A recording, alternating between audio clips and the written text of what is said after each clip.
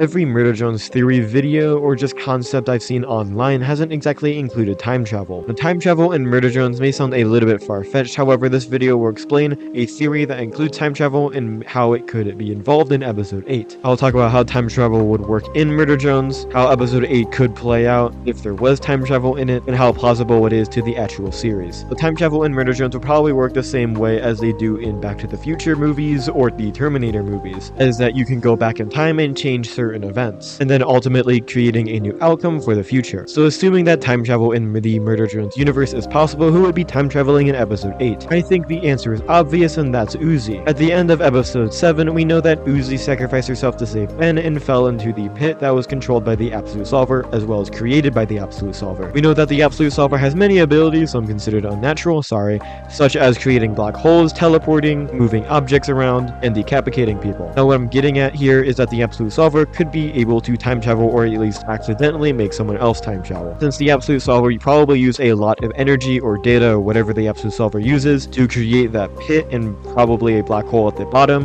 Uzi fell into that black hole and maybe was slipped into the past, where she found herself in space right above the first explosion in Copper 9. This explosion we get to see was caused by Nori and Neva when Nori's hand was cut into the pit, with the black hole still being used, causing an explosion on the planet, killing out the humans. Now this explosion can be seen on the planet, and the planet is not destroyed, and this is Copper 9, as seen through all this evidence I'm showing on screen right now. Now you could just say that Uzi was just thrown up into the sky by an explosion, which is seen on Copper 9. However, she could also be in the past somehow, considering that the explosion we got to see on Copper 9 looks suspiciously like the explosion we get to see in episode 1 during the exposition, and in episode 7 when Nori was replaying her story. We see floating debris around Uzi in space as the planet is exploding, and we also get to see debris floating around in space when episode 1 is showing us the explosion of the planet. What would Uzi do in the past in episode 8 of Murder Jones that will stay significant and consistent with the rest of the story? We know the events of the explosion on Copper 9, at least the first explosion, took place at least 18 years before Uzi's time. We know that her classmates are around 18 to 19 years old, as seen in the missing posters in episode 3. We know that Uzi was probably around the same ages as her classmates, and we also know that she's not older than 19, considering that she also considers herself a teenager. We also know that she wasn't even born or created before the explosion, or even right after the explosion, considering that Nori and Khan haven't even met yet. Taking all of this into account, we also probably should add a few more years, or at least a couple more years onto the mix, considering that there probably was a little bit of time between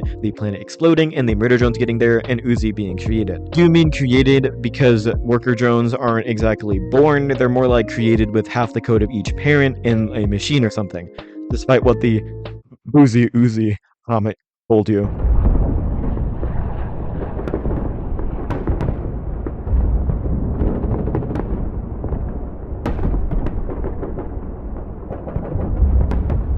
The time in between the explosion and the time in the events of the first episode of Murder Jones is probably around 20 years. Now that's a very long time for Uzi to just wait around for the present to reoccur or whatever. So she'd probably have to do some cryo sleep or turn off her systems for like 20 years or something so she doesn't age, if robots even age. Now this could lead to some Yeva moments between Uzi and Yeva. If you don't know, Yeva is Doll's mom. However, probably not with Nori, or at least past Nori, considering that would mess up the timeline of Murder Drones. I feel like this would make a really good B-plot for Nori and Uzi to try to find their way back to the future.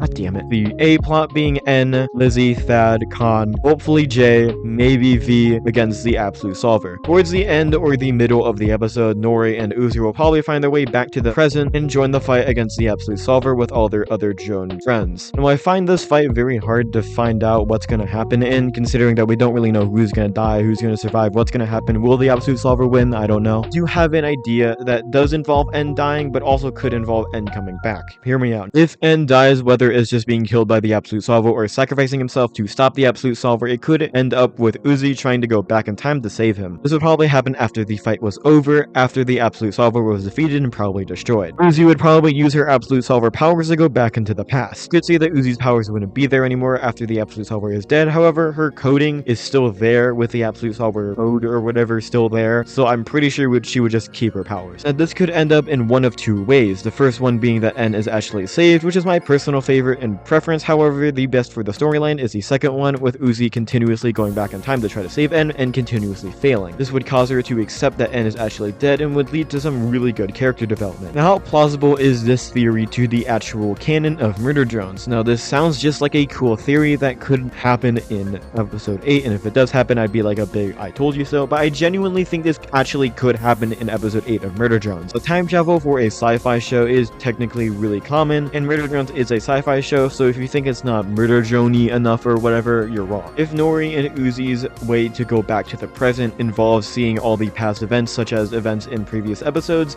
I feel like this would be a really cool send-off to Murder Drones as a series, considering there will probably not be a season 2. Now, you could just be saying that the evidence I already have isn't enough to support that this theory will actually happen in Murder Drones episode 8, with the explosion Uzi is next to or seeing from space just looking like the explosion we got to see in the exposition in the pilot of Murder Drones, or in the retelling of the story from Nori in episode 7. However, here's something I thought of while writing the script for this video. Nori and Uzi were blown up into space very purposely, being set apart from the rest of the group, so we'd have an A and B plot for episode 8, at least that's what I assume. If the plot for Nori and Uzi is just getting down from space, that wouldn't exactly make for a very exciting finale.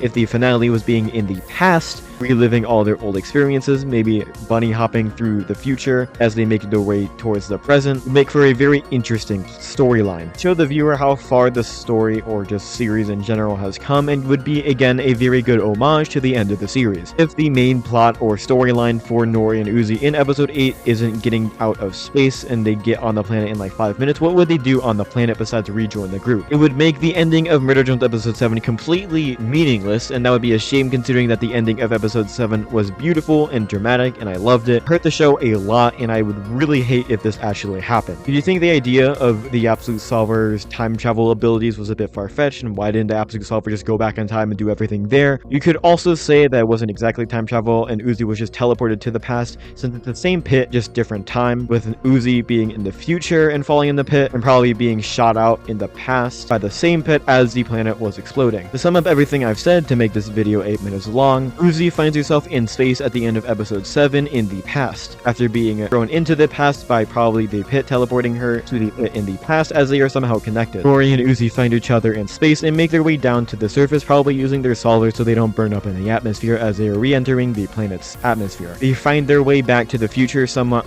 God damn it, every single. However, it's hopefully very inconsistent, so we get to see a flash of each episode as they get to go back to the present. This way, we are able to see how far Murder Drones has come. And again, for the third time in this video, it would pay homage to the past episodes. Once they are back in the present, they'll rejoin the other group, which consists of N, Lizzie, Thad, Khan, hopefully J, and maybe V, to fight the Absolute Solver, which the other group has been fighting for a long time now, probably most of the episode. I'm gonna leave the rest of the part of the theory out, considering that that's not exactly the main focus of the entire theory. The main focus was just time travel and Murder Drones. Shout out to this channel who inspired this theory, although indirectly. Leave a comment down below if I missed anything, and leave a comment down below if you absolutely hate me now because this theory is completely ridiculous, because I will definitely pay attention to them. My indie animation versus DreamWorks video will be coming out next week hopefully, so consider subscribing so you can stay posted on that. Stay tuned and I'll see you next time.